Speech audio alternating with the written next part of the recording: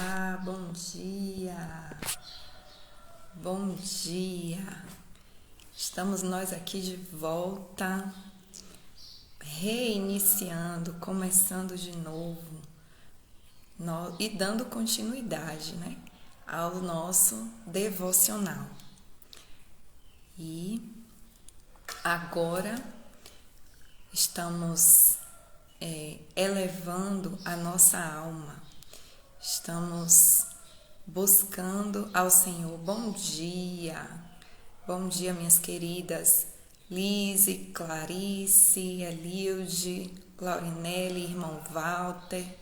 Bom dia, que bom ter vocês aqui novamente. Então, nós estamos novamente aqui dando continuidade às reflexões no livro de Salmos com as forças renovadas, é isso aí. No livro de Salmos e elevando a nossa alma. Esse é um papel que nós podemos fazer. Essa é a nossa atitude. Podemos inclinar os nossos corações e elevar os nossos olhos, a nossa alma. Parece um tanto contraditório, que a gente vai se inclinar, ficar com o rosto em terra e ao mesmo tempo, deixa eu me ajeitar aqui, e ao mesmo tempo elevar os olhos ao Senhor. Mas o processo de crescimento de Deus é diferente. Não é para cima, é para baixo. E toda vez que a gente desce, Ele nos eleva. Toda vez que a gente desce, Ele nos faz subir. Ele nos acrescenta graça, força, sabedoria, nos ensina nessa jornada.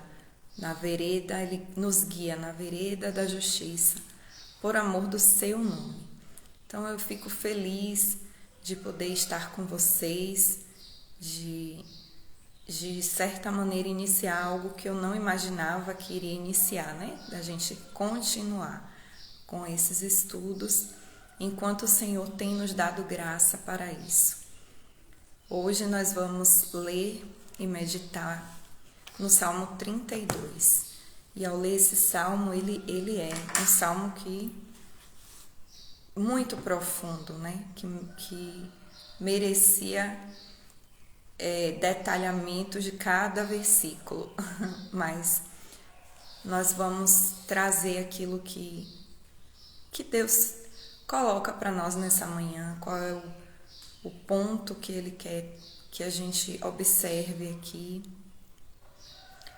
para que Ele nos renove, para que Ele nos dê a direção para esse dia. Continuamos pedindo a sua direção, continuamos dizendo a Ele que nós queremos as suas misericórdias renovadas sobre nós. Nós queremos entender, encontrá-lo, revelá-lo, e por isso estamos aqui.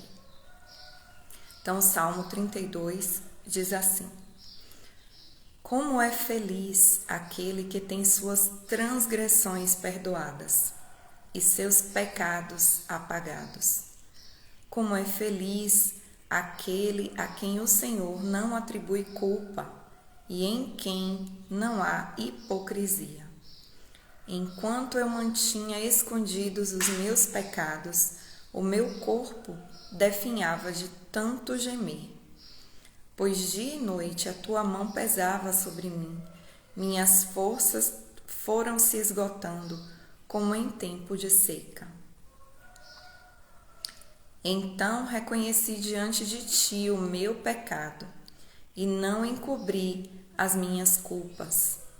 Eu disse: confessarei as minhas transgressões ao Senhor, e tu perdoaste a culpa do meu pecado. Portanto, que todos os que são fiéis orem a ti, enquanto podes ser encontrado.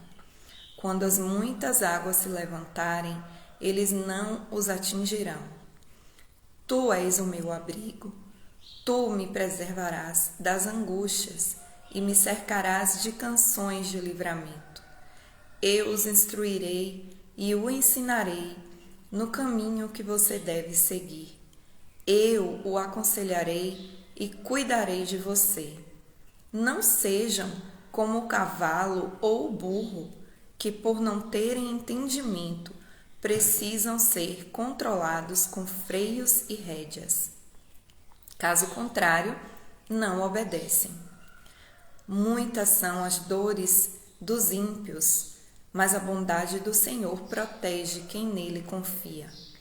Alegrem-se no Senhor e exultem vocês que são justos. Cantem de alegria todos vocês que são retos de coração. Eita, quanta coisa! Bom, aqui, mais uma vez, nós podemos nos surpreender, ficarmos admirados com Davi tendo uma revelação que para o tempo em que ele vivia ainda não tinha aparecido, ainda não tinha sido descortinada. Davi vivia no tempo dos sacrifícios, dos holocaustos, de ter que pagar com sacrifício de animal se houvesse alguma transgressão. E era algo, vocês sabem, era lei, era regra, era preciso fazer aquilo ali.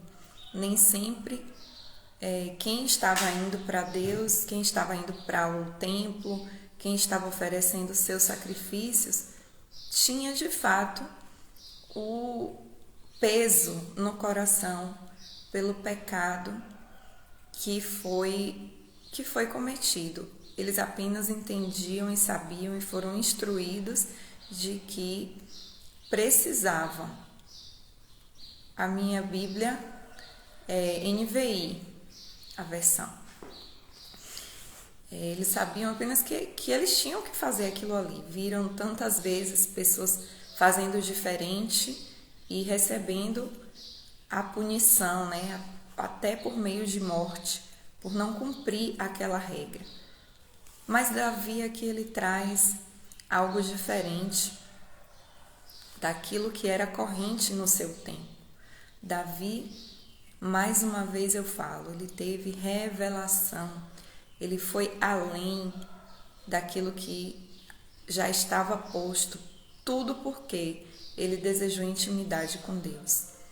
E ele fala de ser feliz aquele que tem suas transgressões perdoadas, que tem os seus pecados apagados.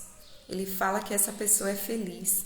Como que alguém que viveu no tempo da lei de Moisés, que precisava cumprir isso, consegue entender que chegaria um tempo em que de fato os pecados e as transgressões seriam totalmente perdoadas, seriam apagadas. Pensem, eles acabavam de oferecer um sacrifício hoje, mas amanhã, ou quando saía, já cometia outro e já tinha que trazer outro sacrifício para novamente ser perdoado.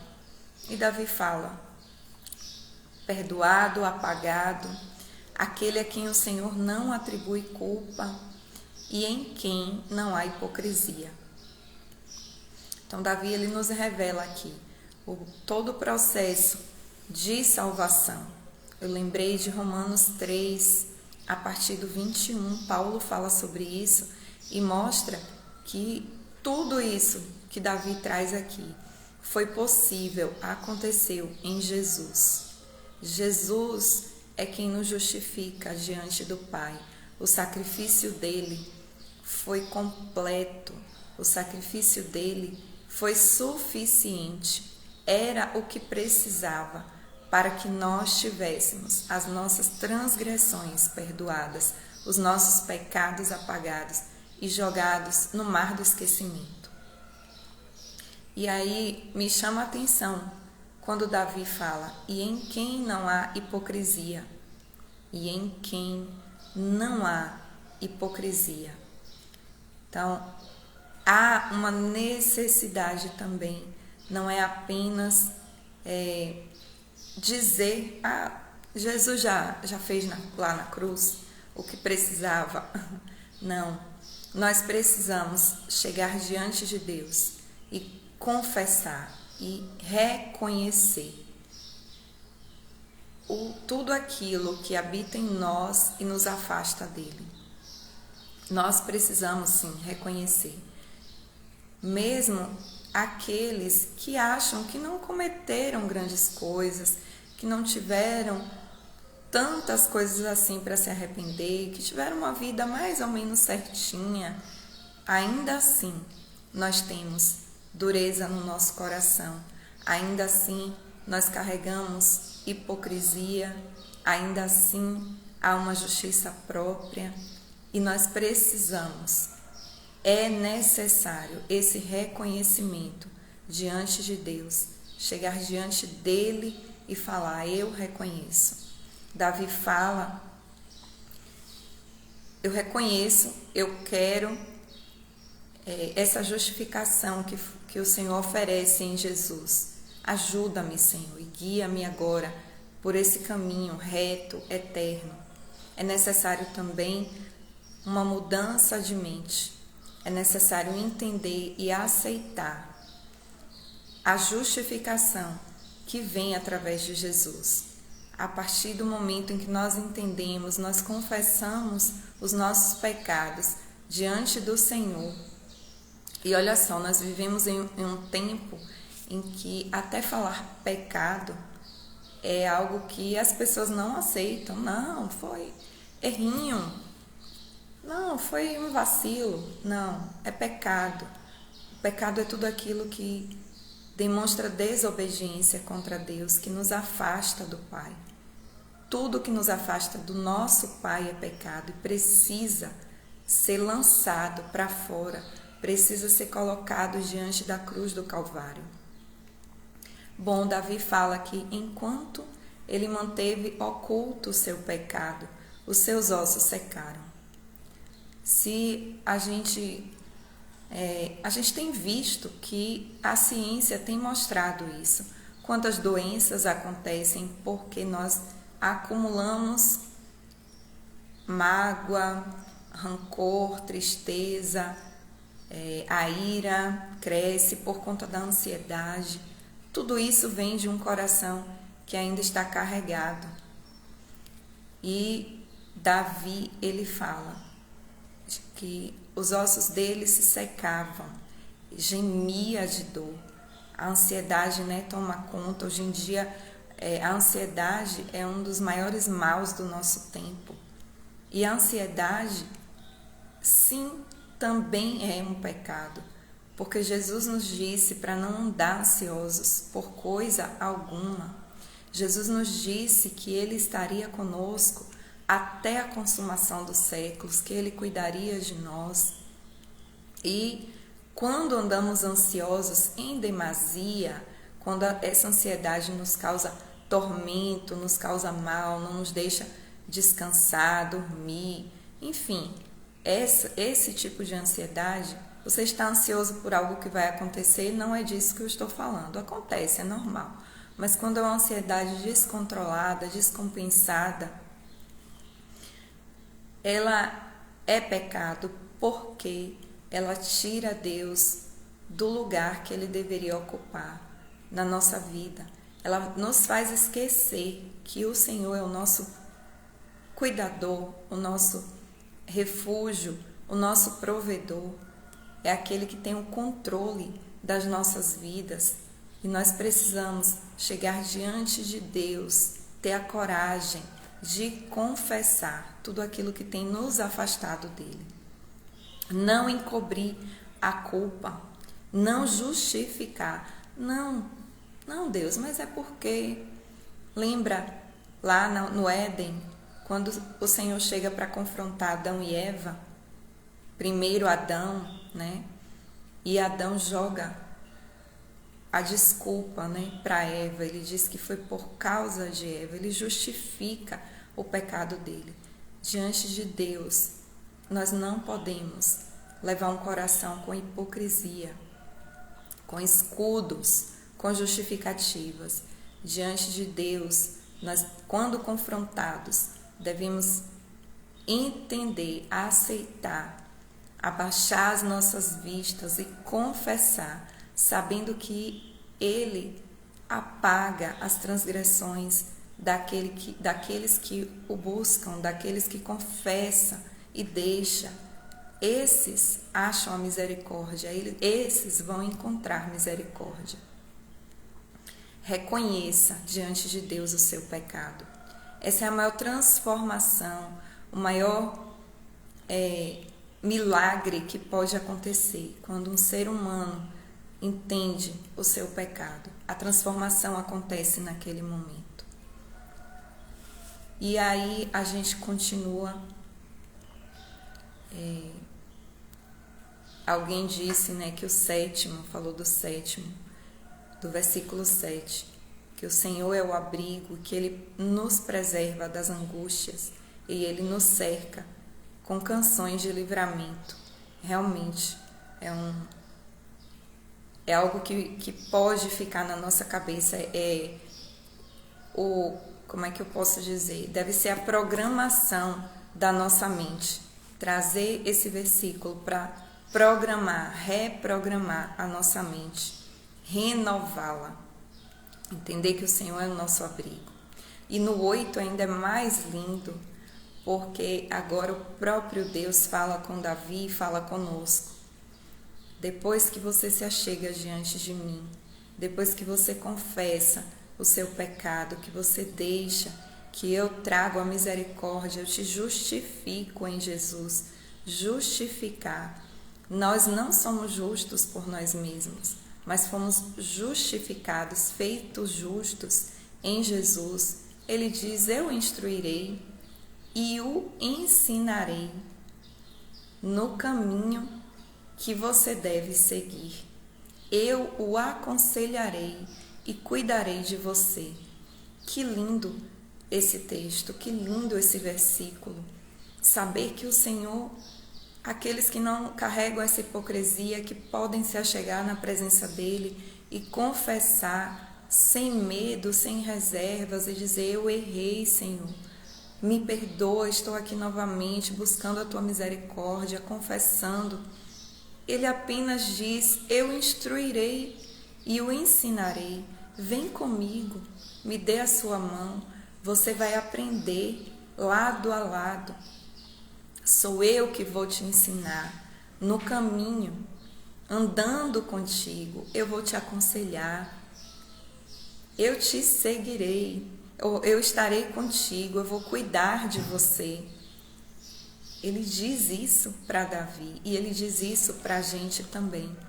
Nós podemos estar acessível a nós o ser aconselhado por Deus. Quem não gostaria de ser aconselhado por alguém poderoso, de poder dizer, eu sou amigo, e aí você coloca alguém aí que seja bem top, né? Eu sou amigo dessa pessoa, eu recebo conselho dessa pessoa. Imagina receber o conselho do Senhor. Imagina a gente andar na terra, viver nessa terra, sendo instruído, sendo ensinado pelo próprio Deus. E Ele se fez, trazendo para nós o seu Espírito Santo. O seu Espírito Santo habitar no nosso interior. É o Espírito Santo que cumpre isso aqui que está no versículo 8. Nos instrui, nos ensina, nos aconselha, cuida de nós. É lindo. E aí o Senhor fala, não seja como o cavalo ou o burro. Eliude colocou aí, não vamos ser teimosos como o cavalo, o burro, a mula. Quem já teve contato com esses animais, especialmente a mula, dizem que quando ela empaca, é complicado, né? De tirá-la do lugar. Será que temos sido assim?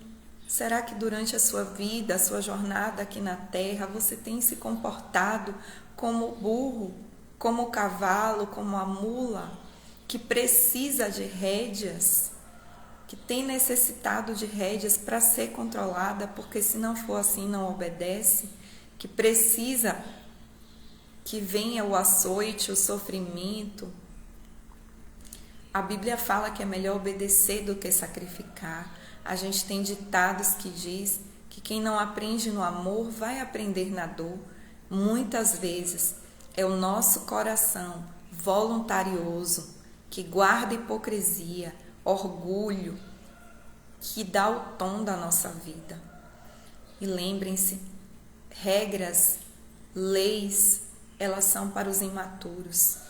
Nós que temos filhos sabemos disso. Nós precisamos dar regras aos nossos filhos. Nós precisamos, muitas vezes, da imposição do não, sermos firmes nisso, porque eles são imaturos.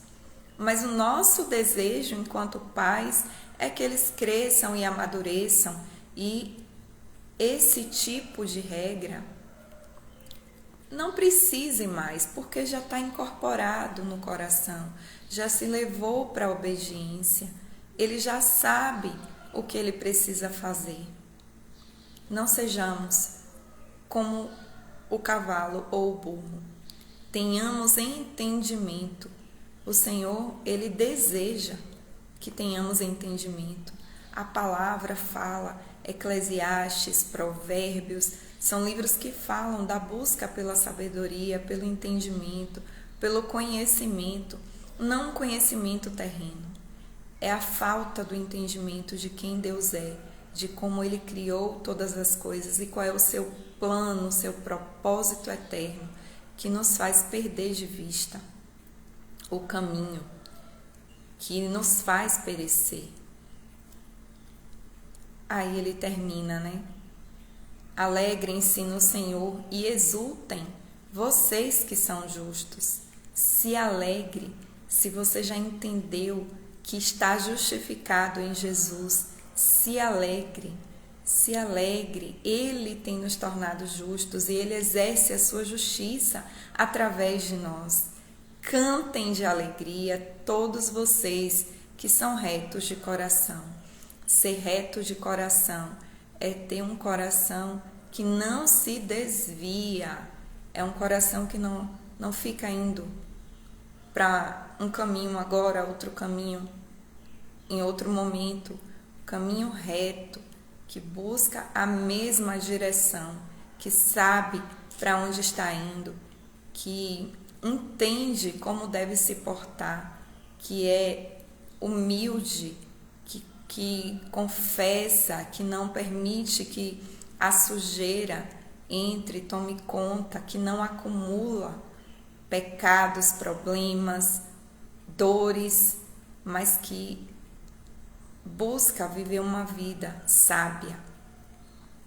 E a sabedoria, o princípio da sabedoria vem do temor do Senhor, vem em temer a Deus, em inclinar os nossos olhos, elevar a nossa alma para o Senhor e inclinar os nossos corações rendidos a Ele. Que salmo lindo, né? Eu sei que ele merecia aqui muito mais tempo, teria muito mais coisa para a gente explorar, muito mais tesouro para a gente acessar aqui.